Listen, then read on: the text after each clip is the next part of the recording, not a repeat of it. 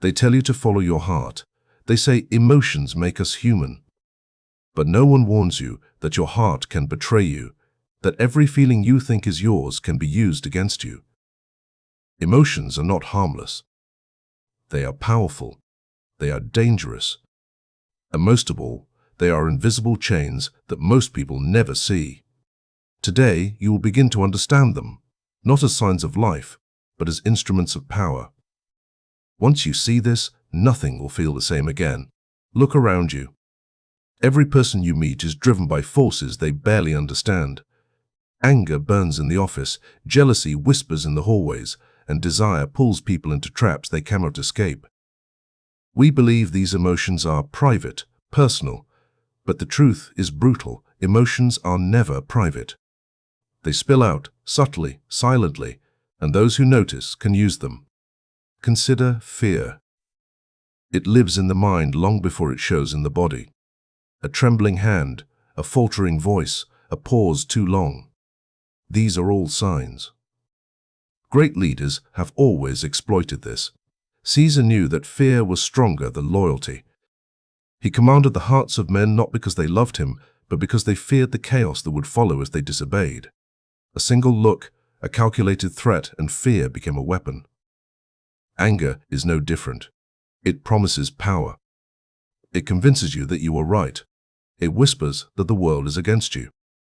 But left unchecked, anger becomes chains. It blinds you to strategy, it feeds your enemies, and it makes you predictable. One historical lesson is enough. Napoleon, brilliant yet often undone by his own wrath, lost battles not because he misread armies, but because he misread his own fury. Emotions are subtle predators. They strike from inside. Desire is the quietest of all enemies. It tricks you with pleasure, satisfaction, hope. Desire convinces you to act, to move, to give, and while the world celebrates love, ambition, and joy, it hides the truth. Desire is a leash. Every longing binds you to something outside yourself. Every want is a thread others can pull. Look at those around you, friends, lovers, colleagues. How often do you see someone manipulated simply because they could not control what they wanted? Desire is the hand that ties the strongest men. Most people wander blindly into this trap. They believe that emotion is a gift, a guide, a moral compass. But this is a lie. The moment you let a feeling dictate your actions, you hand over your power. You give control to chance, to other people, to circumstances you cannot manage. The weak are moved by feelings, the strong move through them. Strength is not the absence of emotion. It is mastery, and mastery begins with awareness. Watch your anger. Study your desire. Listen to the whisper of fear. Notice the moments when your body reacts before your mind decides. Every flicker of feeling is a signal, a thread, a weapon that can be wielded or that can wound you. Historical figures understood this. Sun Tzu wrote that the mind should rule the heart. Machiavelli insisted that men who cannot control their passions are controlled by others. This is not theory. This is survival. Even in relationships, emotions are dangerous. Trust too easily and you are vulnerable. Care too deeply, and someone can twist it into leverage. Every tear, every smile, every burst of joy or grief is a thread. Someone can pull it. The world is full of those who notice weakness before it is revealed. And if you are blind to your own emotions, you are already prey. But there is hope. For those who awaken, who see emotion not as guidance but as a tool, there is power. The same anger that destroys can sharpen. The same fear that paralyzes can alert. The same desire that binds can drive. The difference is control. The difference is observation. The difference is knowing that feelings are instruments, not friends. And here is the most difficult part. It is not enough to master one emotion. You must master them all. Love, hate, fear, anger, desire. They must all be examined, understood, and, when necessary, transformed into fuel for strategy. Only then do you step into a space where few men dare enter, a space of clarity, of calm, of unshakable presence. a space where no one can touch you, not because you are heartless, but because your heart is disciplined, refined, and free. Emotions are not signs of humanity. They are instruments of power. They can be weapons in your hands or chains around your neck. Most people will never see this. They will wander, giving themselves away with every feeling. But the awakening begins when you recognize what feels natural is often the deadliest trap. Control your heart, and you command your life. Let it control you, and you surrender to everyone else's design. The choice is simple, yet most men fail to see it. Emotions are not signs of humanity. They are instruments of power. Control them, and you command yourself. Let them control you, and you surrender to the chaos of others. The awakening begins when you recognize what feels natural is often the deadliest trap. Those who see this truth early gain a clarity that makes them untouchable even in the most chaotic of worlds. Emotions are not private. They are signals. They leak without permission. A glance, a tremor in the hand, a shift in the voice. These are all betrayals. And the world notices. Most people wander through life blind to this, thinking their feelings are invisible, sacred. But the truth is brutal. Everything you feel touches everything around you. Fear is the most contagious. A man who hesitates, even slightly, spreads it like smoke. Soldiers see a commander flinch, and doubt floods the ranks. Friends see hesitation and suspicion takes root. Fear is invisible, yet it moves faster than sound. Great leaders understood this. Napoleon's generals were not inspired by his charisma alone. They were terrified of the consequences if they failed him. Fear was a tool, and he wielded it with precision. But unchecked fear destroys quietly. It whispers to your mind, poisons your decisions, and paralyzes your will. Most people never realize they are trapped until it is too late. Anger spreads like wildfire. It infects conversations, distorts intentions, and escalates the smallest slights into wars. Look at history. One insult, misinterpreted, led nations to battle. One personal argument, left unchecked, destroyed families, friendships, even empires. Anger makes you predictable. It is easy for others to manipulate a man whose fury dominates him. And the cruelest part? Anger often feels righteous. It feels justified, but in truth, it is a mirror for everyone else to see weakness. Desire is more subtle. Desire hides in smiles, in longing glances, in words you think are private. It convinces you to act, to move, to give, to trust. And with desire comes vulnerability. You are no longer the master of your own life. You are tethered to another's whims. Lovers, friends, allies, they can exploit it. They can use your wants against you. History is full of those destroyed by desire, generals betrayed by the women they loved, kings undone by the courtiers they trusted. Desire is the leash you never notice until it tightens around your neck. Even joy can betray you. Happiness, comfort, attachment, all of it exposes cracks. People mistake emotion for safety. They assume what feels good is harmless, but the world does not care about your feelings. It sees weakness. A man laughing too freely, smiling too openly, giving too much, he is a target. And unless he masters the subtlety of his own heart, he will be consumed by those who notice the gaps. Emotions are signals for the world to read. They announce your intentions, reveal your doubts, and betray your plans. If you are not careful, they turn allies into predators, friends into manipulators, and life itself into a trap. You think you are acting freely. You think you are safe. But your emotions are writing a story about you that everyone else can read, and most of it is not flattering. The descent is gradual. It starts with indulgence. One unchecked fear, one rash moment of anger, one longing acted upon without strategy. Each is a step deeper, and like gravity, each step pulls you further. You think you are reacting to the world. In truth, the world is reacting to you, reacting to your weakness, your unpredictability, your humanity exploited. Most men never stop to see the path they are on. They believe feeling is life. And life, as it turns out, does not forgive weakness. Consider betrayal. It rarely comes from strangers. It comes from those who know you, those who have seen your heart. Friends betray trust because they recognize attachment. Colleagues betray loyalty because they sense desire. Lovers betray devotion because they see dependence. Every betrayal starts with a feeling that was not mastered. And when it happens, the man who never disciplined his heart is left shattered, wondering how he could have been so blind. The darkest truth is this: emotion can infect not only you, but everyone around you. One man's fear can ripple through a room. One woman's envy can twist the hearts of many. One leader's grief can crumble a kingdom. Feelings do not exist in isolation. They are forces, like wind or fire, capable of destruction far beyond their origin.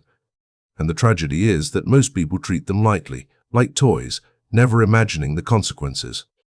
To survive, you must see the danger clearly. You must understand that every emotion is a double-edged sword. It can guide, it can destroy, it can be controlled, or it can control you. And most men, the ones who fail, never see this. They wander through life, slaves to their own hearts, oblivious to the quiet, invisible power that dictates every move they make. Emotions are more contagious than any disease. They are more dangerous than any sword.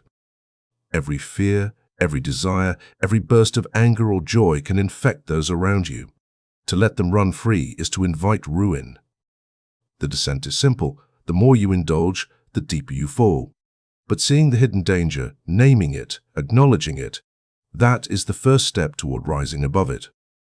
Mastery begins when you stop seeing emotion as a friend and start seeing it for what it truly is, a force to be respected, understood, and controlled. Emotions are more contagious than any disease, more dangerous than any sword. Left unchecked, they spread, manipulate, and destroy. Every fear, every desire, every anger can become a weapon used against you. The descent is simple. Indulgence leads to vulnerability, and vulnerability leads to ruin. Only by seeing the hidden danger can you begin to rise above it. Emotions are inevitable. They arise without permission, uninvited, in every corner of your mind. Anger flares, fear whispers, desire tugs, and the world expects you to stumble under them, to let them control you. Most people do, but mastery is different. Mastery is quiet, deliberate, and terrifying in its precision. To master emotion, you must first observe it. Watch your anger when it rises. Watch your fear when it lingers. Watch your desire when it pulls you.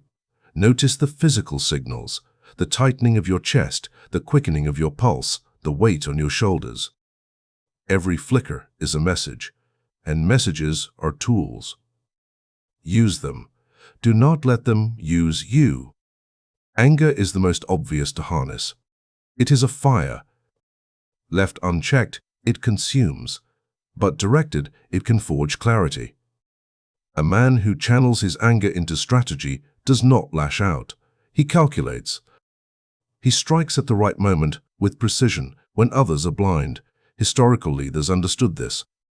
Frederick the Great faced betrayals, setbacks, and armies that doubted him. He did not react in blind fury. He studied, he waited, he acted, and when he struck, it was devastating. Anger became fuel, not folly. Fear is subtler. It paralyzes, immobilizes, clouds judgment.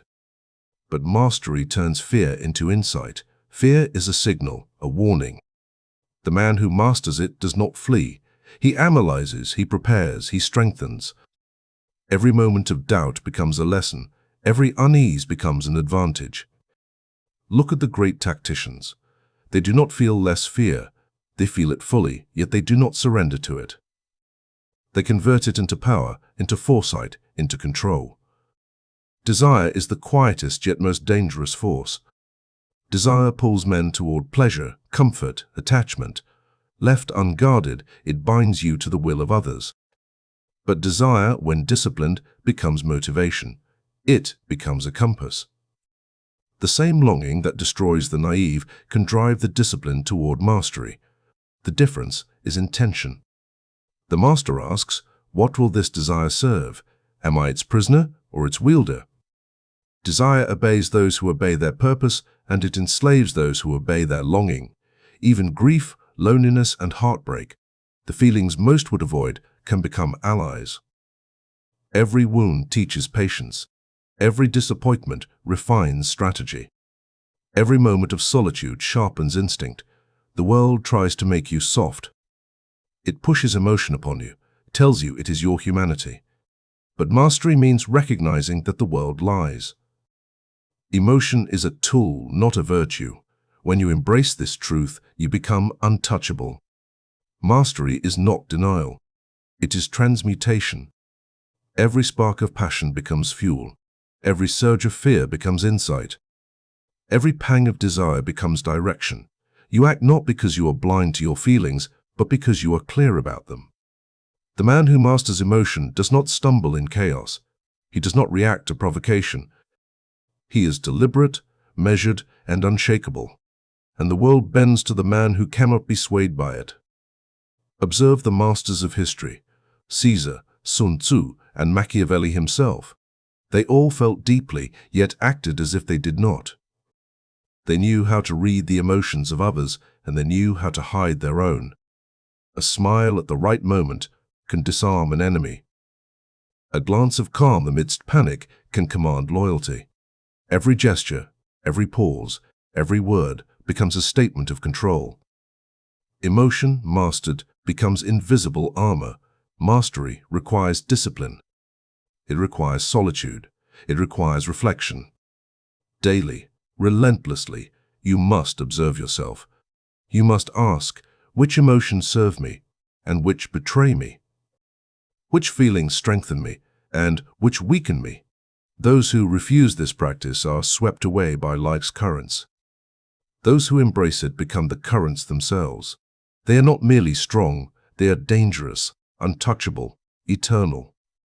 And finally, mastery is freedom. Freedom from fear, from attachment, from the chaos that consumes ordinary men.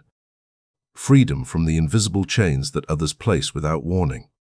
When you feel without faltering, act without attachment, and harness every spark of passion as fuel for your ascent, you step into a realm few ever reach. A realm where the world reacts to you, not the other way around. A realm where power is quiet, steady, and absolute. Emotions are inevitable, but mastery is optional. Most will never achieve it. They will stumble, fall, and surrender to feelings that seem innocent but are deadly. The man who masters emotion sees the world clearly. He feels fully but acts deliberately. He converts fear into foresight, anger into strategy, and desire into purpose. This is not weakness, it is strength refined, polished, and unstoppable. Those who achieve this are not just strong, they are dangerous, untouchable, and eternal. Emotions are inevitable. But mastery is optional. To rise above the herd, you must feel without faltering, act without attachment, and harness every spark of passion as fuel for your ascent. Those who achieve this are not just strong, they are dangerous, untouchable, and eternal. Mastery transforms weakness into power, chaos into clarity, and feeling into freedom.